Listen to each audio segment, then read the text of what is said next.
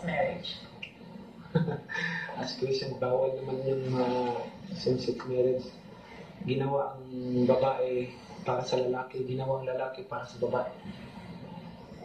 Kasi para sa akin, ito lang, common sense lang. Makakita ka ba ng any animals na lalaki sa lalaki o babae sa babae? Mas mabuti pa yung hayop. Marunong kumikilala kung lalaki o lalaki, babae, babae. Di ba? Ngayon, kung lalaki sa lalaki o babae sa babae, mas masahol pa sa hayop ang tao. Di ba? Ang hayop lang, hindi talaga mo pwedeng magsama ang lalaki sa lalaki. Pero, I'm not condemning. I'm not condemning them.